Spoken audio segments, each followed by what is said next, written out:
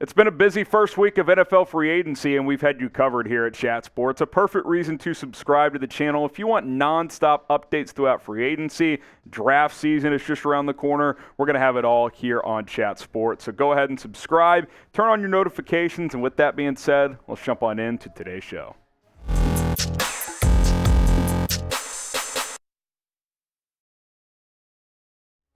I'm Harrison Graham, and coming up on NFL Daily by Chat Sports, we will take a look at some winners and losers from the first week of NFL free agency. So let's go ahead and dive in here. Let's start with the Chicago Bears, a team I cover very closely here at Chat Sports. And I think Ryan Poles in this front office has done a really good job for the most part of not forcing the issue based on needs they need. I think they've found a lot of value in this free agency period. They bring back fullback Kari Blasingame, who played a nice role on their offense last year. TJ Edwards, for my money, is one of the best value signings throughout free agency so far, and they got him on day one. Usually day one deals are overpays. I think 3 years, $19.5 million is a really good contract for him. Nate Davis, 3 years, $30 million, starting caliber guard. Got to protect Justin Fields. We'll see if he plays right or left guard there. They got to figure out what they're doing with Tevin Jenkins. Tremaine Edmonds, if you had to have one guy that you said they probably overpaid for a bit, it's him. 4 years, $72 million, but he's 24 years old. He's 6'5", he's long, he can cover, he can play sideline to sideline, he can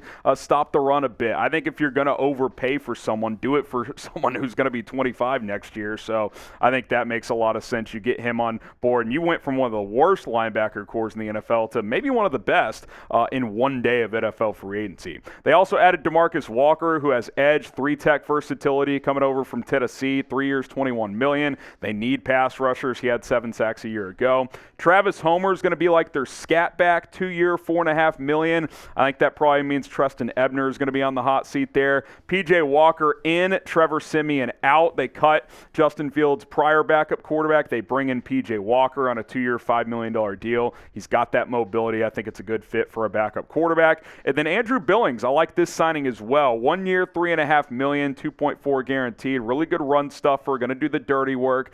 Did some good things with the Raiders last year. Then I like the pair of signings on Thursday. Robert Tonyan at tight end. He has connections to Luke Getsy. He grew up as a Bears fan, so he's excited to be there. They needed a tight end, too, next to Cole Kmet. Tonyan, good red zone threat. And then Deontay Foreman quietly rushed for over 900 yards last year. He signs. They'll pair him with Khalil Herbert. And then, again, Travis Homer as your RB3. Let's go to the Denver Broncos, our next free agency winners here.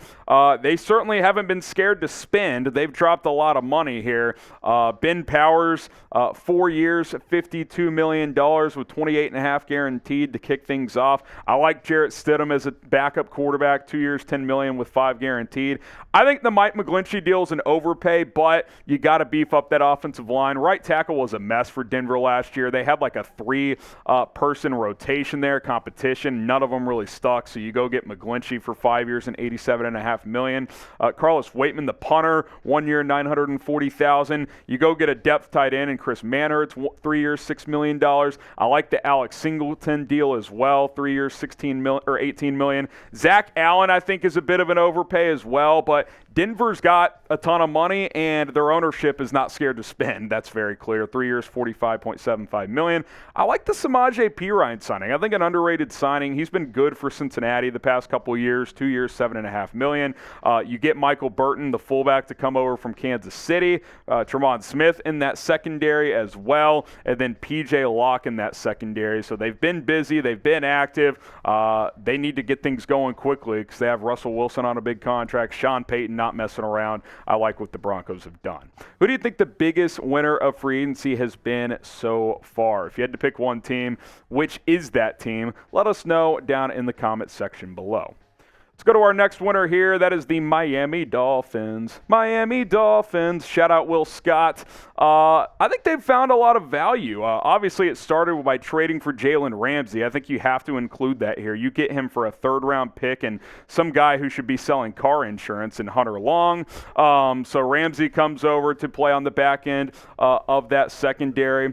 Are we going to the other signings here, Coop? So the Dolphins have been busy with a lot of minor signings, but but you get Jalen Ramsey. I think that's the key here when it comes to the Miami Dolphins, getting him for not that much. We could just quickly hit on what else they've done as well. Mike White, 2 years, $8 million at quarterback. I love the David Long deal, 2 years, $11 million.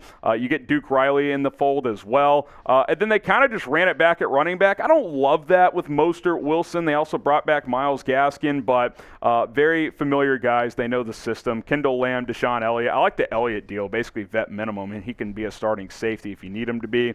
Freddie Swaim, I mentioned Gasket. You get Eric Saubert at tight end. Nick Needham as well. Dan Feeney, Braxton Berrios, Will Scott's favorite player, Jerron Christian, and then John Lovett as well. They also just signed a tight end. Shout out, what's his name? Jake Bailey. Big Jake Bailey guy over at Dolphins Today. Go check it out. All right, let's go to the Atlanta Falcons here, our next free agent winner. They got their big fish in completely drawing a blank. We'll get it up on the graphic in a minute. Jesse Bates. Thank you, producer Coop.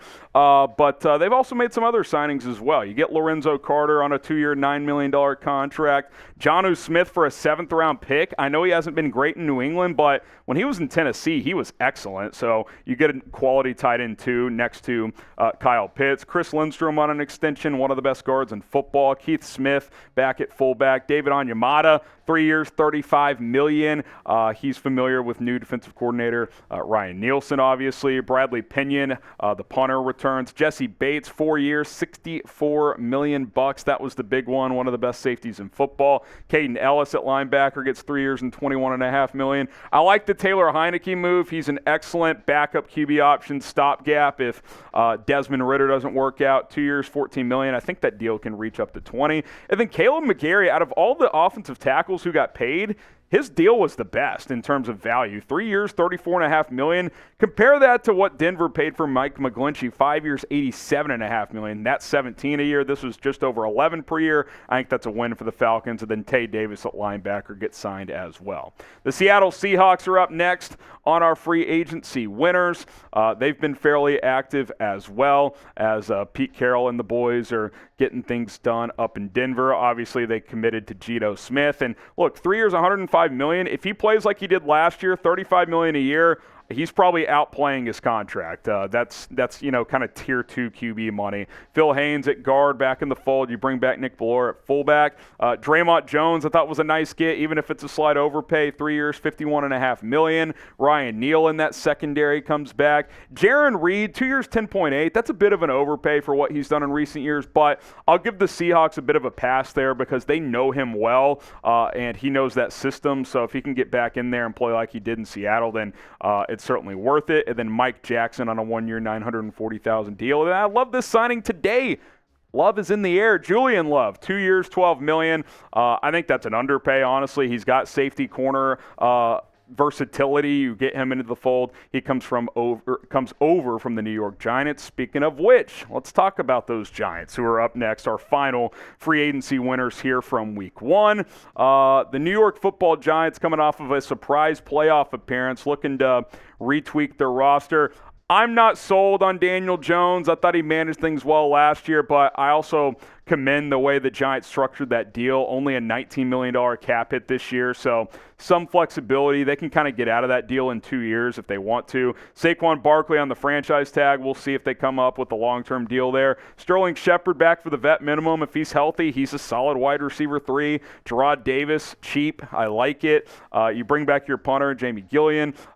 Casey Kreider, the long snapper, returns. Wyatt Davis, a depth offensive lineman who's never really gotten it going, but a low risk, potentially a reward of a signing there. And then I like the Paris Campbell deal. 1 year, less than $5 million. I thought he would get 6 or 7, so we'll see what he can provide to this offense. Certainly good speed. He can stretch the field. Jihad Ward is back. He was solid for them last year, so that is certainly interesting as well. Then I love the Darren Waller trade.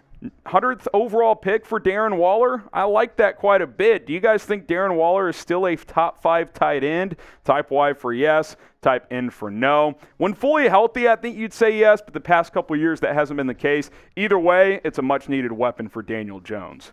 with winners in life, there are unfortunately losers. We will go through those quickly here. The Houston Texans lead off our free agency losers. They've just made some interesting decisions. Robert Woods, I'm surprised he got a multi-year deal considering the last couple of years he's had, the injuries, the inconsistent play. We'll see how that works out. Scott Clesenberry, the center in the fold. MJ Stewart, Andrew Beck. A lot of just kind of random signings here. Case Keenum I like as a backup. It's cheap as well. I don't mind that one. Chase Vitovich, Mike Boone. I think obviously the Texans are a team to watch out for in the draft. One thing I'll commend them for, they're not just throwing out bad contracts. Like, they're not ready to contend, so some lower-level deals for Houston. The Las Vegas Raiders, I just don't trust this regime, if I got to be honest. Josh McDaniels has proven nothing as a head coach. Dave Ziegler early on, I question a lot of his movement. Obviously, you want to keep Josh Jacobs in the fold, so I think tagging him's the right move. And Amir Abdullah's fine. No issues there. It's a cheap deal. Jimmy Garoppolo, 3 years, $67.5, $34 million guaranteed. When he's healthy, he's the 20th best quarterback, 22nd? I don't know. Like, I'd almost rather bring back Jarrett Stidham for the price he got than draft somebody. Marcus Epps, 2 years, $12 million, 8 guaranteed. Considering Jordan Poyer got less, you got to question that a little bit. Brandon Faxon, you get Jacoby Myers. I don't mind the Myers deal, but you didn't really need a receiver, and that's kind of the big signing you've made. So it's just kind of a funky, clunky offseason so far. I still think Vegas should draft a quarterback. We'll see what they end up doing in April. Green Bay Packers, well, they're losing Aaron Rodgers, which I think in some ways is probably a good thing, but still, when you lose one of the best quarterbacks in football, that obviously makes things tricky, so that's not great. We'll see when that trade goes through. They still have to work out the trade details. Rodgers did tell the Pat McAfee show that he will be going to New York, but that the Packers are holding up a trade, so who knows what's going to happen there. If Jordan Love lights it up, then they'll probably end up being free agency winners. If he stinks, then they'll be losers because they'll be searching for a quarterback for the first time in over 30 years. Subscribe to the channel because we've been bringing you videos all week, NFL free agency grades. We've been live as well. Tom Downey, Will Scott, Tyler Jones, Marshall Green, the entire staff here at Chat Sports has had you covered throughout NFL free agency with different videos. We're also going to have an Ezekiel Elliott Destinations vid, so go check that out. Don't miss any of our coverage. How about Lamar Jackson? I don't know if teams want him, which I don't really get, but I think he has to be a free agency loser so far because he currently is under the franchise tag for $32 million, and a team can sign him to an offer sheet, and if the Ravens don't match it, they only get 2 first-round picks. There's no movement, at least publicly. I find that very strange. He wants Deshaun Watson guaranteed money, which I think he deserves, but I don't think he's going to get it. So that's not great for him. I mean, where could he go if not Baltimore? Rodgers is going to the Jets, it seems like. Jimmy Garoppolo's in Vegas. I mean, what teams are left? Are the Dolphins going to change their minds on Tua? They opted into his 5th year. I don't know. I mean, I think Lamar's stuck. He's just going to have to go back to Baltimore and probably take less than what he wanted. All right, free agency wide receivers. A year ago, they were in the winners category with how much they were getting paid. This year, not so much. Jacoby Myers at 3 years, $33 million has been the best deal. I mean, if you're New England, how can you not be thrilled at 3 years and $25.5 million for Juju Smith-Schuster? That's less money per year than he got for the Chiefs last year, and he played really well, so that's very interesting. McCole Hardman's still unsigned, Adam Thielen, DJ Chark, OBJ unsigned, so we'll see what those guys get. Allen Lazard's probably the one guy who got paid a little more than he probably should have. The rest of these guys probably got underpaid. Orlando Brown, listen, a year ago he had a 6-year, $138 million deal on the table. Now, it was really a 5 for $95 because the last year was fully unguaranteed and it was backloaded.